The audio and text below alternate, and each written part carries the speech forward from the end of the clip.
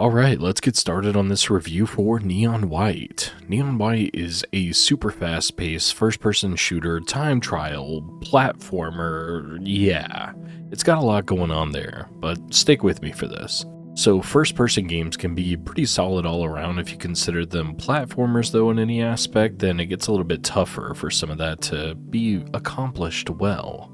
And Neon White, well, it passes that with flying colors. This game originally released in 2022, and it was pretty well received. I didn't get the time back then to be able to play it, just like a lot of games nowadays, but I always wanted to go back and check it out. And just like many games recently are coming to Game Pass, so just like with me playing through some of the previous games, it's an excuse to kind of run through them, and just check it out to see what all the hype was about. So without explaining every single point to the game in complete detail, a brief overview of how it plays is that you start each level, and of course there's a timer, and the better that you do, the faster that you complete the level, the better your score will be overall. Now this rewards you with a medal, and the type of medals you get and kind of how many you get of that type allows you to proceed to the next set of levels, progressing the story, yada yada. The levels have a set requirement for the fastest time to be able to proceed, which is an ace medal. Now there's also some crazy speedrunning ones that are called red medals or other weird names. But if you're not planning to speedrun the game, then don't even worry about those. Ace is the highest that you need to worry about to continue the game and the story. But you could also get gold, silver, and bronze below that.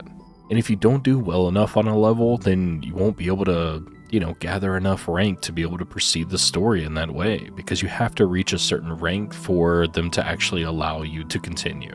But don't worry, this is kind of cumulative to where you can go back and play previous levels to get a higher medal rating, and then that allows you to continue through that method. So you don't have to kill yourself on one specific level that you're having trouble with, you can go back and try a different one. But overall, the numbers required to reach these medal ranks are not extremely difficult, and you can more or less get kind of silver and gold in the majority of them, and you'll still be able to progress. Now, for the cost of this game, the game is $25 on Steam, and it took me about 10 to 12 hours to complete it, without repeating the levels too many times. And with that in mind, for the amount of time it took and the dollar amount for my personal enjoyment of the game, I would have bought this at full price, straight up, no questions asked. But since it was on Game Pass, I didn't have to do that. And just like many other reasons to play a game on Game Pass, not only is it much cheaper to do so, but it's very easy to access. I just kind of go through the list and download what I feel like playing, and bam, there it is. So if you're already paying for Game Pass, then why not jump on it? And there are some other puzzle-based platformers out there, but most of them are very slow, very methodical in nature. You've got your Portals, you've got your Witness, you've got all these other ones. Some of them are a little bit quick, but this one is straight up focused on like first-person shooter aspects. So with that in mind, let's get into the story. The story of Neon White puts you in the shoes of a guy named White. I know, pretty basic. But the story sets the stage for the game that allows you to engage in it in a relatively decent way. You're apparently a sinner who was going to go to hell, but then they're giving you a second chance to come to heaven and slay some demons, and that allows you to extend the amount of time that you're allowed to remain in heaven before you get sent off. I don't know, it's a little bit confusing on that part. It has a pretty interesting start with this overall aspect of the story, but it didn't quite impress as it progressed, and that led into other parts. But the characters is what grabbed my attention. They are all pretty fucking funny. Even if they're really stupid or really one note for the most part. They're all well voice acted, which I'll get into that later, but the writing of this was a little bit corny sometimes, but I didn't mind it. The characters gave me a good giggle, and that's what matters. The cutscenes within this game provide you with quite a bit of context of the stories and the characters and how they kind of intermingle with this, and they're relatively short for the most part, which is good.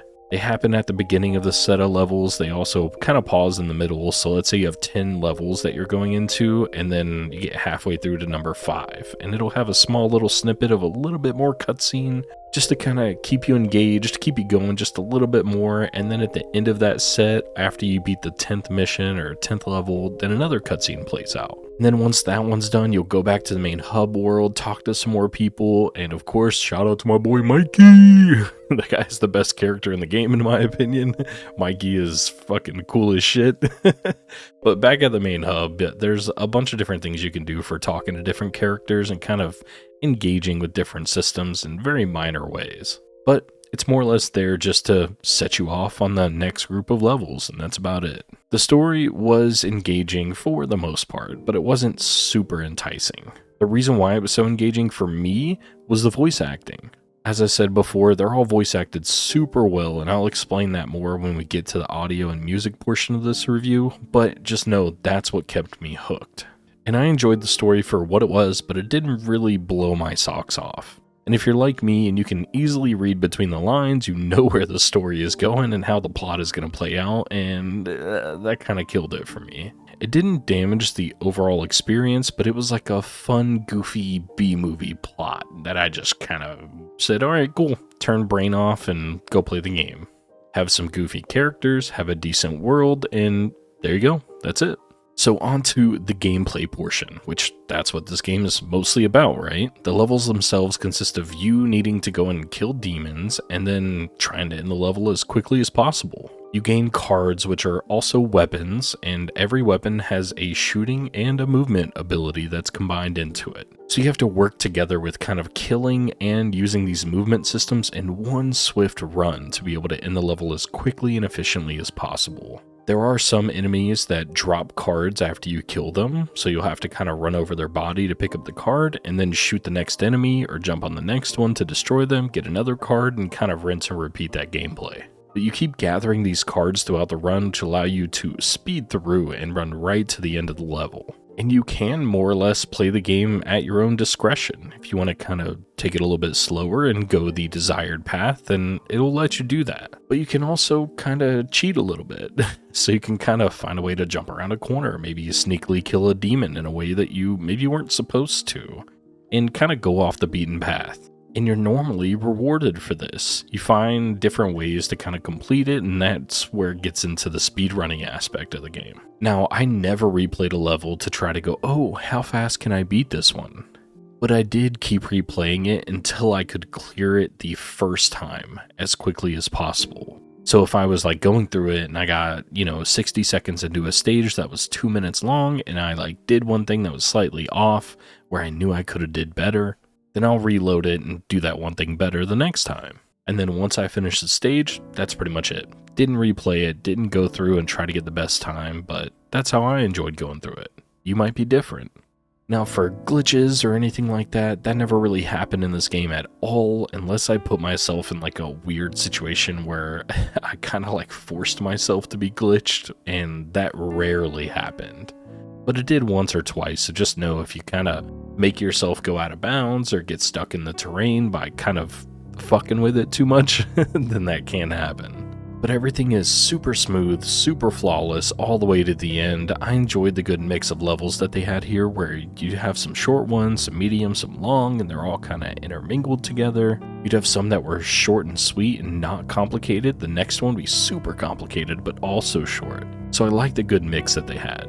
It kept me really engaged in the gameplay for as long as possible, and even whenever I did die, I felt like, oh, you know what? I could figure this out, and bam, retry it, there we go, keep going again. And that's always a really good feeling, especially if you're not really thinking about it and you're just naturally like, oh, I could do that better. Or no, I died there, but that was easy. I could have easily got past that. Let me do that better next time. And that's where this game shines. Now, there isn't much when it comes to progression or anything like that. You're not really like upgrading anything in this game, but you do get side quests that allow you to get more character development in some ways and snippets of side stories, different things like that. But overall, you've just got the main story quest and you're gonna kind of go through it with these characters on the sidelines. Now, there are some slightly alternative things that you can grab on a level that aren't part of the main path, where you get where it's basically like a side objective. You go do that and then you complete the level alternatively, but it's not required and you don't really need to at all.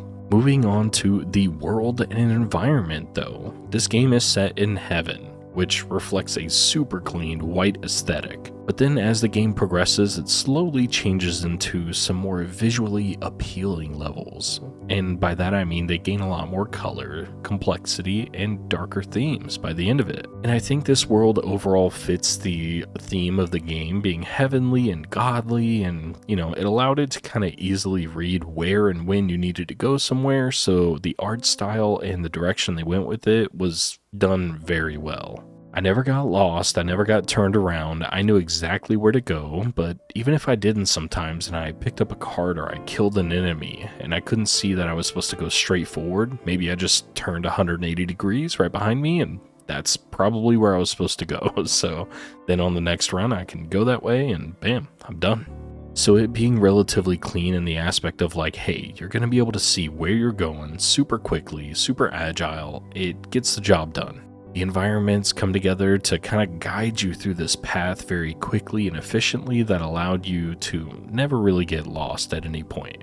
And it's so well designed in that way that I started to get so immersed in a zen-like state that I kind of forgot about it. I wasn't really paying attention to the world or the environment more. I was just like, where's the next demon? Where's the next card? I need to go as fast as possible, and I need to get there with some quickness. Now, onto the audio and the music of the game. As I said earlier, the voice acting in this game is a 10 out of 10. God damn. So they got some extremely talented voice actors from anime and other games to come into this. I truly do not know how they afforded to pay these people, like Steve Blum. What the fuck? I don't know how, I don't know why, but I'm glad that they did, because that allowed me to stay super engaged with these characters in the story, and because of the voice actors portraying them, it allowed me to stay in the moment, because if this game didn't have those voices to kind of back them up, I probably would have skipped a lot of the cutscenes. But going on from the characters, every weapon, every jump that you do, every enemy that's trying to attack you or gets exploded or anything like that, it sounds great. The music in the world is a vibe, and I just enjoyed it the entire game. I never turned the music down or off, and that was after 10 plus hours of playing the same kind of music and the same kind of vibe throughout the entire time. Now, one final primary thought that I want to talk about with this is the difficulty. So I personally did not find any issues with the difficulty pretty much at all. And I was able to complete half the game with gold medals and the other half with ace medals, every once in a while settling for a silver here and there. But on one of the levels, I even got like top 400 players. I got like number 300 and something. In the majority of the other levels, I got somewhere between the top 5 and 10k, which felt pretty good. But I feel like there are going to be some players out there that struggle with this because of the quick reflexes that are required to keep up with the game. So I just want to kind of warn people that if you're not into super fast-paced FPS games, then maybe skip out on this one. I can bet there are a lot of people that will have to go back and reattempt levels that they didn't get a high enough score on. I never had to do that in my entire time of playing this game, but I can see that other people will more than likely have to. So just a little bit of a warning for the people that are planning to possibly play this game. It is requiring a lot of precise movement, shooting, and speed just to progress the story. Now on to the final thoughts of this game. I loved it. I would recommend this game to anybody who enjoys a fast-paced shooter with puzzles and movement at its core. It was a perfect mix of something that I would consider like Portal and Titanfall 2. And yes, I do mean the second game because the first one does not exist.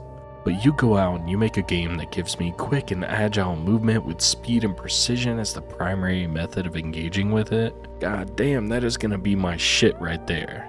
With great voice acting, amazing music, and a decent but not amazing story, this game has a lot of positives and practically no negatives. I do hope that they make a sequel or more people come out and play this game and then try to make something similar, because it's a win in my books. But that's going to be it for this review, and as always with the YouTube stuff, leave a like, subscribe, comment down below about how you hated or loved this game, and that's going to be it.